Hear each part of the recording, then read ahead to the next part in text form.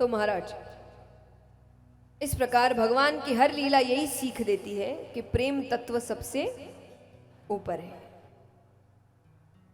अब कल हमने भगवान के विवाह के दर्शन किए। भगवान के कुल कितने विवाह माने गए हैं?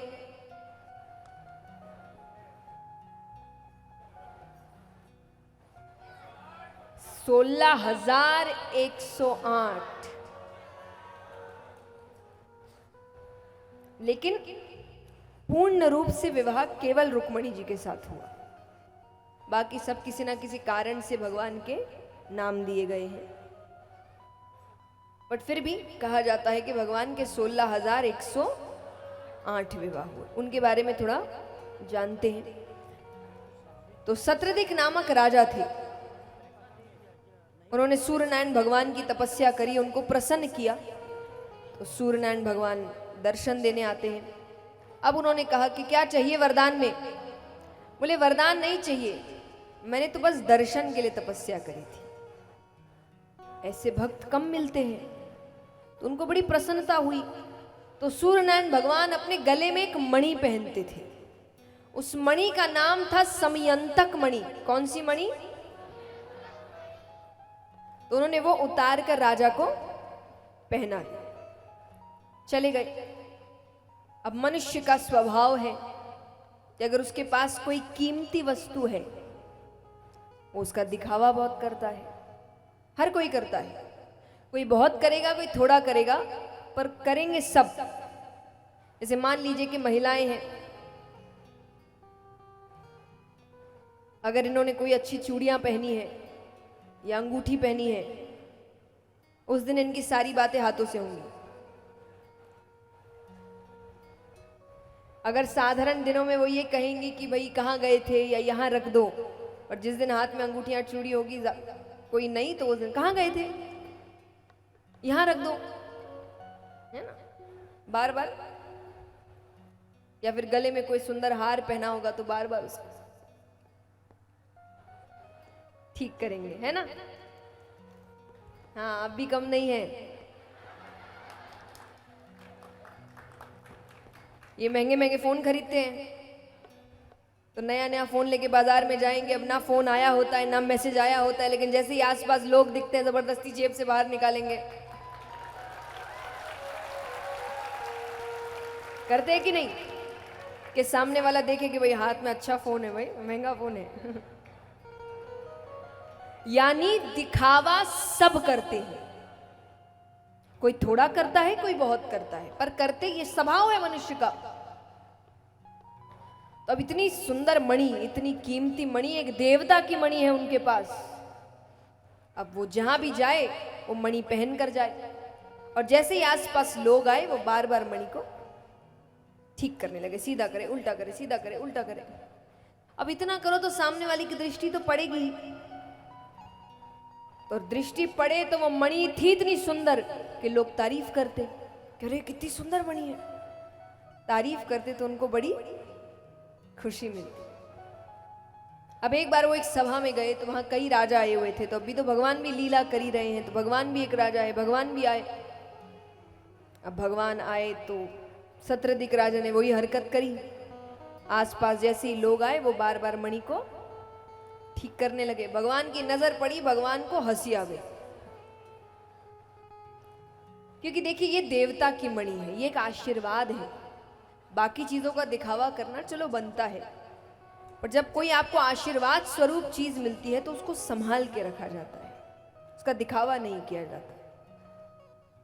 तो उन्होंने वो दिखावा करने लगे, तो भगवान को हंसी आ गई कि कितना मूर्ख है, जो चीज संभाल के रखनी चाहिए उसका ये दिखावा कर रहा है। अब भगवान को हंसी आ गई तो भगवान हंस दिए। हंस दिए तो उसने देख लिया, उसको अच्छा नहीं लगा। उसके मन में आया कि मुझसे जल रहा है।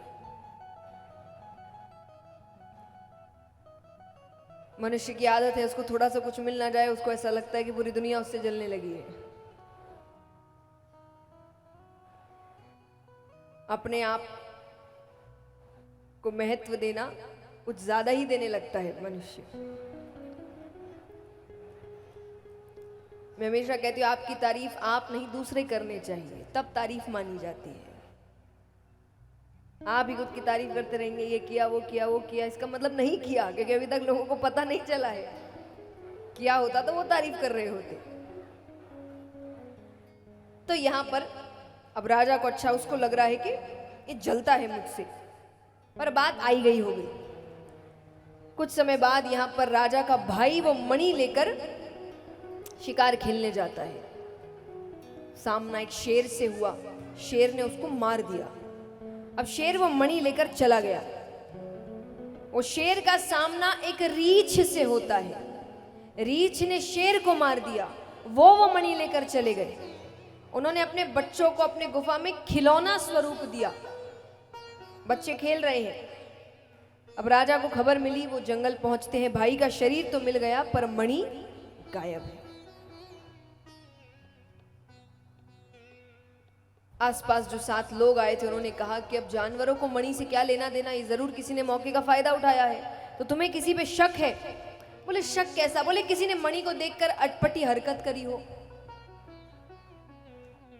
वो कहे हरकत तो एक ही ने करी थी। किसने? कृष्ण ने। वो उस दिन हंस रहा था मुझ पर। भगवान के दुश्मन भी कम नहीं है। उन्होंने कहा अरे वही चोर है, वो तो है ही चोर, जाओ वृंदावन में, वो प्रसिद्ध है इस नाम से। भगवान को पता चलता है तो भगवान जंगल पहुंचते हैं। भगवान आते हैं, देख रहे हैं भाई का शरीर जहां पड़ा था वहां से शेर के पैरों के निशान जा रहे। भगवान उसके पीछे पीछे गए। वो रुकते हैं, रीछ के पैर। अच्छा ये रीछ और कोई नहीं, जामवंत जी है। पता है ना जामवंत जी कौन है? तो ये और कोई नहीं, जामवंत जी है। तो भगवान रीछ के पैरों के निशान शुरू होते, गुफा तक पहुंचते हैं। अच्छा अब जामवंत जी ने भगवान को पहचाना नहीं है। तो भगवान गए, भगवान ने कहा कि मुझे वो मणि चाहिए, वो एक देवता की मणि है। वो कहते नहीं दे सकता, बच्चों को अच्छी लग गई है, उनको दुखी नहीं कर सकता मैं। अरे भगवान कही ये कोई खेलने की वस्तु है क्या? ये एक देवता की मणि है। बोले इतना है, युद्ध करो ले जाओ।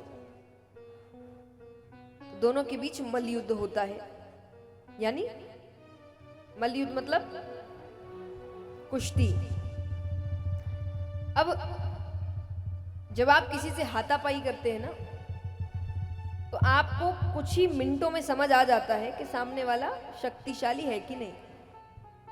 तो कुश्ती होती है तो समझ जाता है, दोनों समझ जाएंगे कि सामने वाला कितना शक्तिशाली है।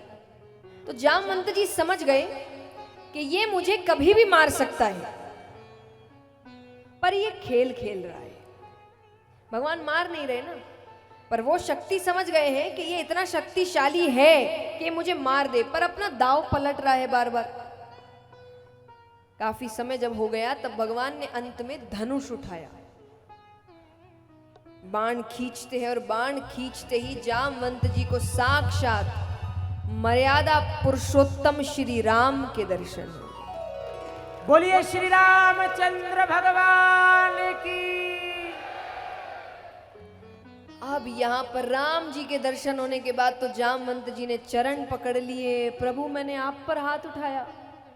भगवान कहते नहीं नहीं, तुमने नहीं उठाया, मैंने तुमसे ये करवाया। क्यों करवाया? बोले क्योंकि राम अवतार में जब रावण का वध हुआ तब सब प्रसन्न थे सिवाय तुम्हारे। तो मैंने तुमसे पूछा तुम्हें प्रसन्नता नहीं है, तो तुमने कहा था कि प्रसन्नता तो है पर रावण बहुत बलशाली था। मेरी इच्छा थी मैं उसके साथ मल्ल युद्ध करता, पर मेरी इच्छा तो इच्छा ही रह गई। तब मैंने तुम्हें वचन दिया था कि मैं तुम्हारा युद्ध रावण से भी ज्यादा बलशाली पुरुष के साथ कराऊंगा। मैंने अपना वचन पूरा किया। अब मुझे वो मणि दे दो। वो कहे ऐसे नहीं, दहेज में दूंगा। अब देखिए दहेज, उस समय दहेज का मतलब और आज दहेज के मतलब में जमीन आसमान का फर्क है। कैसे फर्क है? 2 प्रत्यक्ष कारण बताती हूं मैं आपको। पहला, पहले मन से दिया जाता था, आज मांगा जाता है। पहले मांगा नहीं जाता था। अब दिया भी क्यों जाता था? कारण कि पहले जो स्त्रियां हैं वो सिर्फ घर पर रहती थी, बाहर काम नहीं करती थी, अपने पैरों पर खड़ी नहीं थी, धन के रूप से वो अपने पैरों पर खड़ी नहीं थी।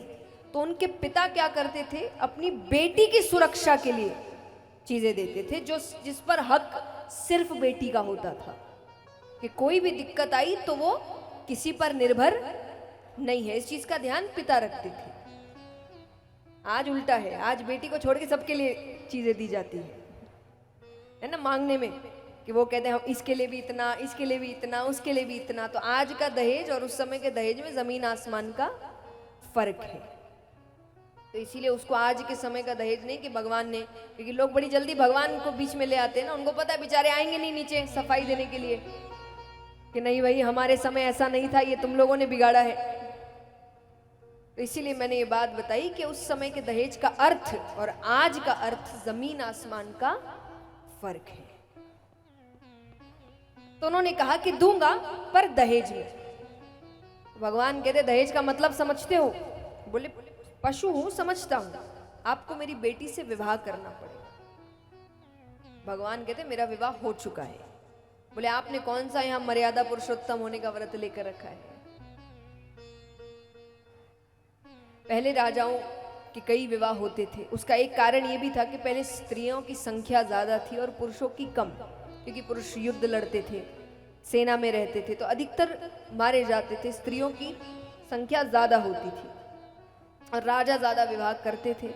पर फिर भी भगवान ने जो मर्यादित रूप लिया उसमें एक ही विवाह किया, कि मर्यादा तो यही कहती है कि विवाह केवल एक होना चाहिए, मर्यादा ये समझाती है आपको।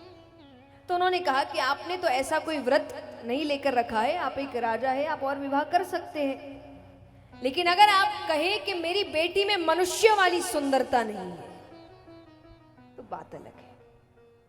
भगवान कहते हैं मेरे लिए सब सुंदर है, क्योंकि सबको मैंने बनाया है, मैं कोई खराब चीज बना ही नहीं सकता। ये तुम लोगों ने बना दिया कि सुंदरता का एक रूप होता है, मैंने नहीं बनाया था। क्योंकि देखिए भगवान के लिए अगर सुंदरता का एक रूप होता तो भगवान सबको एक जैसा बनाते, पर सब अलग है, हर व्यक्ति दूसरे से अलग दिखता है। क्यों? क्योंकि हर व्यक्ति अपने आप में सुंदर है, उस जैसा दूसरा नहीं है, यही तो सुंदरता है। तो भगवान कहते चीजें खराब तुमने करी, तुमने बताया कि सुंदरता का एक रूप होता है, और उसके बाद फिर तुम लोगों को मानने लगे कि ये सुंदर है, ये सुंदर नहीं है। मैंने ऐसा नहीं बनाया था, मेरे लिए हर कोई सुंदर है। तब भगवान का विवाह जामवंत की कन्या जामवंती के साथ होता है। अब सत्रदिक राजा के पास गए, उनको मणि वापस करी, वो माफी मांगने लगे। भगवान कहते मैंने माफ किया। बोले ऐसे नहीं, मैं तभी मानूंगा आपने मुझे माफ किया जब आप मेरी बेटी से। भगवान कहते अरे मेरा विवाह हो चुका है। अरे बोले आपने कौन सा यहाँ मर्यादा पुरुषोत्तम होने का व्रत लेकर रखा है, एक हो गया एक और सही। तो भगवान का विवाह सत्रदिक राजा की कन्या सत्यभामा के साथ होता है। इसी प्रकार कालिंदी, सत्या, श्रुति, वृंदा, लक्ष्मणा 8 विवाह भगवान के होते हैं। बाकी बचे कितने? 16,000। इनके बारे में थोड़ी देर बाद जानते हैं, थोड़ा आपको आराम देते हैं, आपसे एक ही नहीं संभलती।